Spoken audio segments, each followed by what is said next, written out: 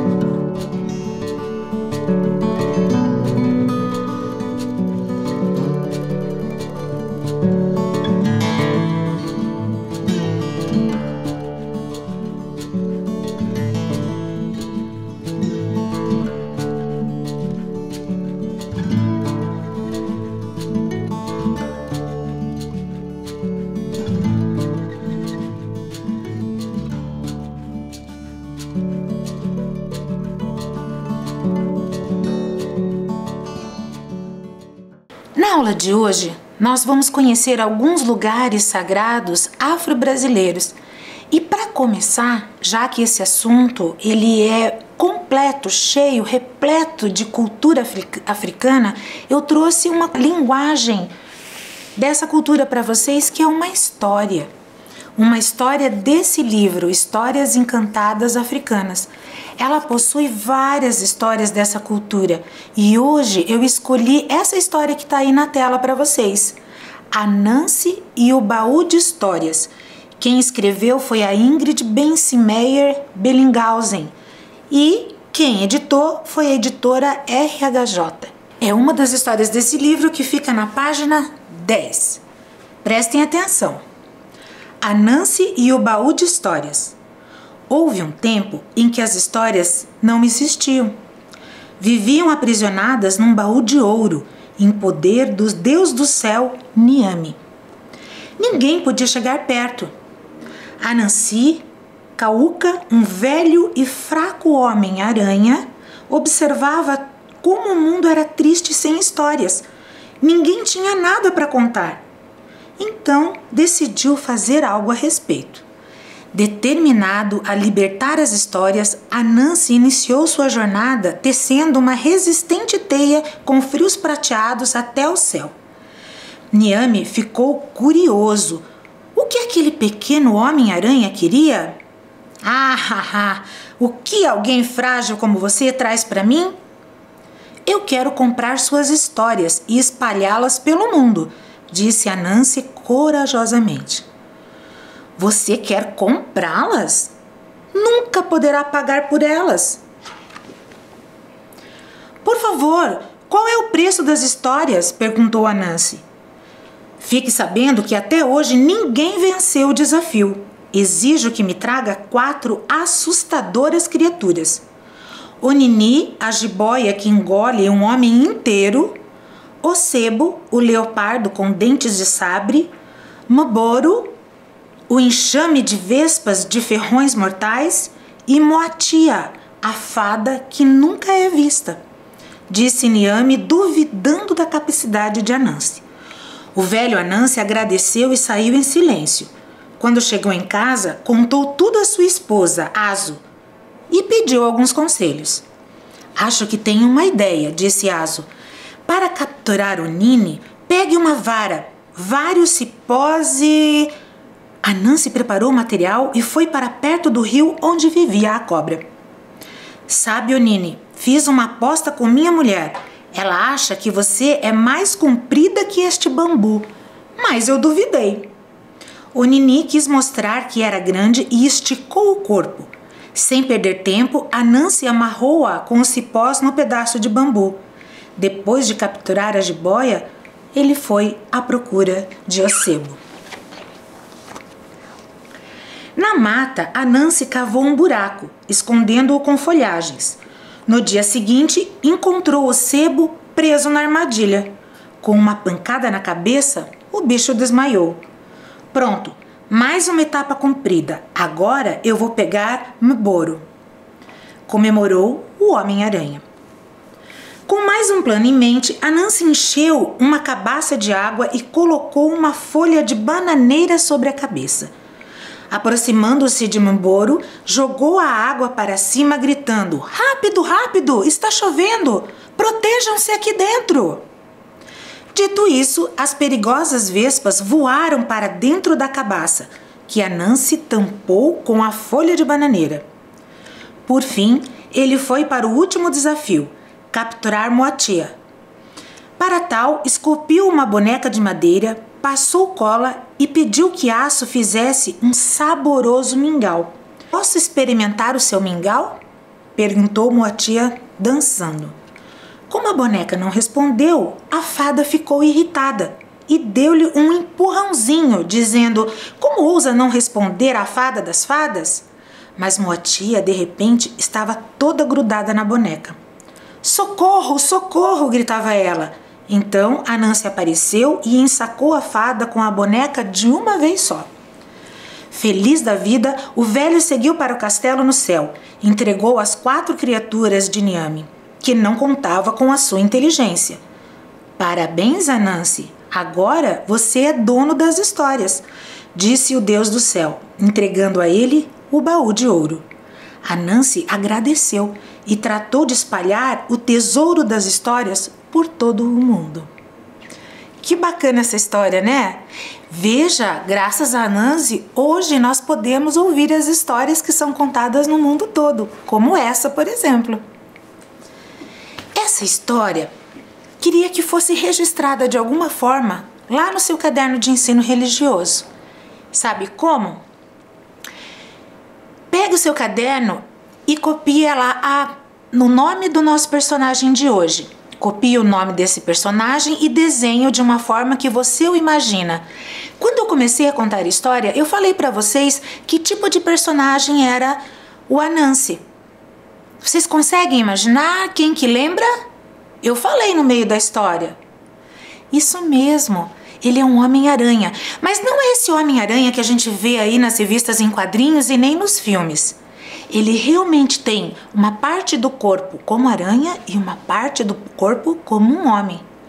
Eu fiz o meu desenho e vou esperar vocês fazerem o de vocês.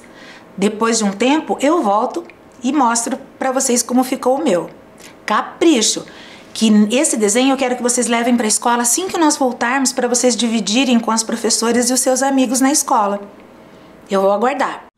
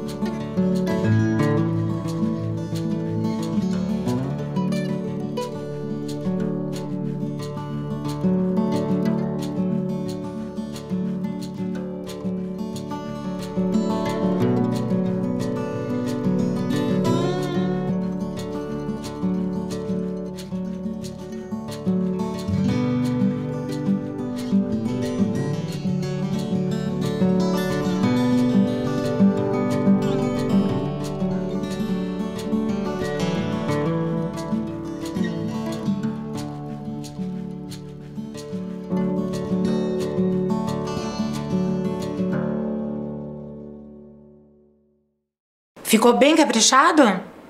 Então eu vou mostrar para vocês como ficou o meu desenho, como eu imaginei o Anansi. Olha lá, tem um corpo de homem, uma cabeça de homem. Guardem direitinho no seu caderno e compartilhe com seus amigos quando a gente voltar para a escola. Vamos começar então a nossa aula de hoje? Vamos lembrar um pouquinho sobre o que nós estudamos na aula passada. Vocês lembram? A professora mostrou esse mapa, que é o mapa da nossa cidade de Curitiba. E todas essas estrelinhas vermelhas eram o que mesmo? Isso mesmo, eram igrejas ucranianas. Nós conhecemos 10 igrejas ucranianas que existem aqui em Curitiba. Quando passar toda essa pandemia, eu tenho certeza que quem mora num desses bairros ou conhece alguém que mora nesses bairros vai andar com mais atenção pelas ruas e vai procurar uma dessas igrejas. Lembra que nós conseguíamos ver se realmente era uma igreja ucraniana quando ela tinha lá no seu telhado aquela construção em forma de meia bola? Então, é uma maneira da gente identificar uma igreja católica ucraniana. Lembra que aquela construção se chamava cúpula? E hoje, como eu falei no início da aula, nós vamos falar sobre uma matriz afro-brasileira. O que seria isso? Já conversamos esse ano sobre isso, mas só lembrando, é uma religião que surgiu da cultura de um povo que veio de um continente chamado África. Eu trouxe aqui para vocês um mapa. Tá vendo lá o início da seta? Ele sai de um continente de terras, que continentes são terras, que possuem vários países e a flechinha vai acabar chegando no nosso continente, que é a América do Sul, e o Brasil é um desses países. Lá do continente africano, de vários países, vieram para o Brasil africanos com as suas culturas, as suas religiões, todo o seu conhecimento da onde eles viviam, e aqui no Brasil eles conheceram a nossa cultura. E da união dessas duas culturas formou-se a matriz afro-brasileira. Hoje eu trouxe para vocês um mapa um pouco diferente. Também é um mapa de Curitiba, mas nele estão escritos todos os terreiros que existem dentro da cidade de Curitiba. São esses pontinhos vermelhos que vocês estão vendo aí. A nossa cidade, ela está repleta deles, mas hoje eu trouxe somente alguns para a gente conhecer um pouquinho as características que ele tem. Eu vou mostrar alguns para vocês e como eles são, por fora e por dentro. Combinado? O primeiro que eu quero mostrar para vocês é o terreiro de Umbanda Arruda de Aruanda. Ele é um terreiro que fica lá no sítio cercado. É um local sagrado para as religiões de matriz afro-brasileira. Pode ser tanto a Umbanda como o Candomblé, que são as mais conhecidas. Ele possui vários nomes, pode ser terreiro, pode ser casa, pode ser barracão. E hoje nós vamos conhecer alguns desses lugares sagrados. Mas os lugares sagrados, assim como eu mostrei o terreiro, aquela foto é de uma construção, num local construído pelo homem. Mas as religiões dessa matriz também aproveitam a natureza, os espaços naturais que já nos são ofertados e que eles gostam de estar em interação com a natureza, porque eles acreditam que na natureza existe uma força, um elemento, existe uma energia que, junto com a sua cultura e as suas cerimônias, eles conseguem bênçãos, agradecimentos e conhecimentos. Vocês estão vendo aí na tela que esses lugares naturais, pelo menos nessas duas fotos, também possuem a presença da água. A Umbanda, o Candomblé, eles gostam muito de se aproximar não só das matas, como dos rios, dos mares e das cachoeiras. Essa foto do Tuco, centro espiritualista, é uma foto de fora de um terreiro. Esse Tuco, centro espiritualista, fica lá no bairro do Auer. Alguém mora nesse bairro? Alguém já viu esse local? Então, ele é um terreiro de Umbanda, que também recebe outros nomes, como a gente já falou. Eles não são construídos especificamente para o fim de um lugar religioso. Não são. Normalmente, eles são lugares que já existiam. Casas simples que foram adequadas para as práticas dessa religião. Então, é dentro dessa casa que as coisas acontecem e que eles são adequados para que eles possam, ali dentro, poder conversar, falar, reunir as pessoas fiéis dessa religião. Nesse caso dessa foto, a religião de Umbanda. Olha só um outro terreiro de Umbanda, é o terreiro de Umbanda das Marias. Vocês estão vendo? É uma casa comum. Talvez quem passasse por ali nem soubesse que se tratava de um terreiro. E eles têm essa forma que a gente não consegue ver por fora, mas essas fachadas comuns de casas lá dentro se transformam. E é isso que nós vamos ver hoje. Todos os seus fiéis, eles consideram essas casas comuns lugares sagrados a partir do momento que eles as utilizam para aprender, para se reunir. Porque a religião não é só o local, e sim as pessoas que fazem parte dessa religião. Eles compartilham muito amor, alegria, paz entre as pessoas no interior dessas residências. Eu trouxe o interior dessa mesma residência para vocês verem como é. Um pedacinho dela. Vocês vão ver que esse espaço ali na parede, que possui algumas figuras, são comuns em todos os terreiros. Alguns vão estar assim, só eles aparecendo, e outros com mais elementos. Mas isso nós vamos ver direitinho, um por um, que eu vou explicar para vocês.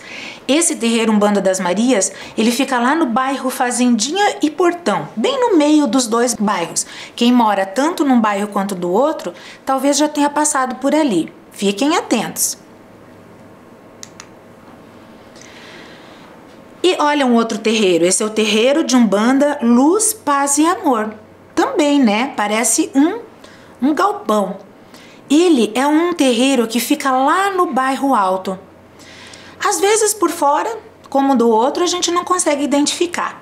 Mas vamos ver ele por dentro? Olha lá. Vocês vão ver que lá no fundo possui aquelas imagens que também tinha no terreiro anterior. E veja quantas outras coisas existem ali naquele espaço. É um espaço bem grande, não é mesmo? Ali eles reúnem várias pessoas, por isso precisa ser tão grande. E as suas cerimônias normalmente fazem parte de danças, onde eles ficam em roda e daí eles precisam de todo esse espaço. O outro terreiro que eu trouxe para vocês é o terreiro de Umbanda Tia Serafina. Esse fica lá no bairro do Xaxim. Vejam lá no fundo. O mesmo espaço, os mesmos elementos das anteriores. O mesmo altar que a gente chama. E vocês estão vendo que os fiéis estão todos sentados no chão? Isso mesmo. O líder deve estar passando nessa foto informações sobre essa religião, porque as pessoas que vão lá querem aprender. Olha esse, tenda de Umbanda Caboclo Tupinambá de Oxóssi. É uma tenda que foi construída lá no Cajuru. E veja que nessa tenda existe tanto um altar lá fora, né, junto à natureza, quanto um altar dentro da tenda de Umbanda. Elementos importantes. E essa que está acontecendo ali do lado de fora deve ser uma ocasião muito especial, cheia de flores e comidas, não é mesmo? Esse é o terreiro de Umbanda Filhos de Oxalá. É um terreiro que fica lá na Vila Fani. Olha que interessante a maneira diferente que eles tiveram de fazer o altar e colocar as suas imagens. Mais um terreiro que fica esse lá no Boqueirão. Terreiro de Umbanda Arcanjo Miguel. Esses lugares sagrados é preciso prestar muito atenção para que a gente possa reconhecê-los. Mas é muito interessante ver a diversidade que existe na nossa cidade de diferentes construções, de diferentes espaços que na realidade trazem a mesma religião. Fiquem atentos. Eu citei vários lugares hoje e, se não citei o seu bairro, preste atenção talvez no bairro das pessoas de quem você conhece. Se você reconhecer um deles, conte para as pessoas o quanto é bonito lá dentro e como é bacana as reuniões que lá ocorrem para aprenderem sobre essa matriz das religiões afro-brasileiras. Quanta coisa, né? Quantos terreiros, quanta diversidade nós temos na nossa cidade de Curitiba. Que bom conhecermos tudo isso e quem sabe daqui para frente ampliarmos muito mais o nosso conhecimento. Vamos para a nossa atividade do dia? Ela se chama Procure a Imagem Correta. Vamos lá? Qual meio de transporte os africanos utilizaram para chegar ao Brasil? Desenhe em seu caderno. Então vocês vão ver qual desses transportes, o caminhão, o navio ou a bicicleta, eles usaram para se transportarem da África até o Brasil. Lembrem que existe um mar entre eles. Qual meio de transporte você utilizaria? Eu vou dar um tempinho para vocês pensarem e desenharem no seu caderno.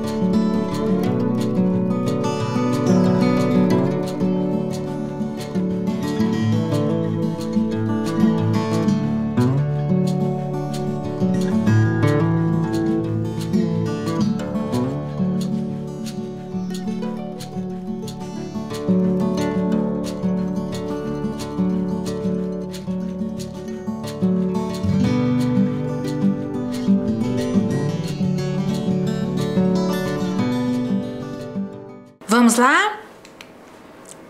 Quem chutou o navio? Quem respondeu o navio acertou. Isso mesmo. Agora, nós vamos fazer uma atividade juntas. Essa atividade se chama Relacione. Vocês vão verificar o nome ao lado, que eu vou ler para vocês, e as imagens, e vão relacionar o nome e a sua imagem. Relacione os locais com seus respectivos nomes. Do lado esquerdo nós temos a praia, o rio e a mata. E do lado direito temos fotografia desses lugares. Vamos ligá-los?